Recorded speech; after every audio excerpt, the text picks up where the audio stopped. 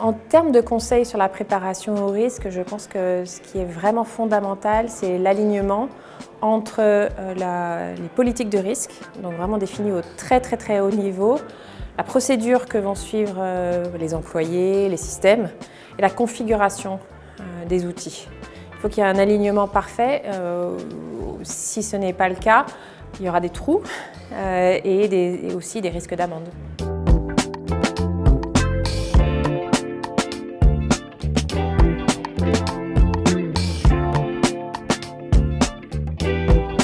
Je pense que pour être efficace dans les prochaines années, il y a plusieurs tendances. Une première tendance qui est à l'accélération des solutions, puisque le crime a tendance à s'accélérer. Les criminels utilisent des technologies avancées eux-mêmes.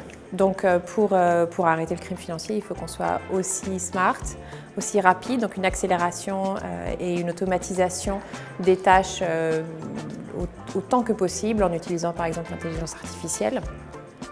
Et la deuxième tendance, ce serait sans doute le rapprochement de certains domaines à l'intérieur de la criminalité financière qui aujourd'hui sont très en silo, même à l'intérieur des grandes banques, sont des départements différents, séparés.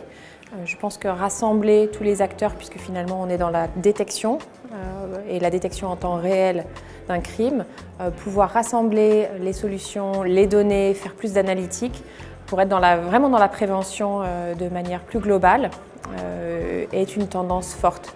D'autant plus que les régulateurs sont bien plus ouverts à l'idée d'une coopération, d'une collaboration entre les acteurs, que ce soit entre les acteurs du privé, donc par exemple les banques, avec les fintechs, chez qui l'argent circule, ou avec une collaboration entre secteur privé et secteur public.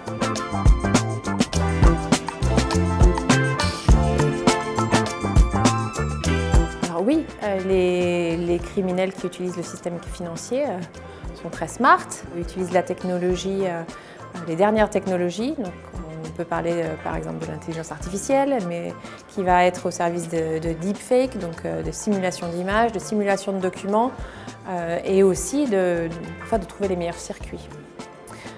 Il faut donc qu'on soit aussi futé et aussi en avance en termes de technologie, ce qui va potentiellement être un challenge, c'est l'adoption de ces dernières technologies par l'ensemble de la chaîne, puisque les criminels sinon vont trouver le maillon faible pour passer. Donc c'est important qu'on avance tous ensemble, que la communauté entière de l'anticrime financier, que ce soit du secteur public au secteur privé, aux différents types d'acteurs, soient alignés et accélèrent leurs innovations.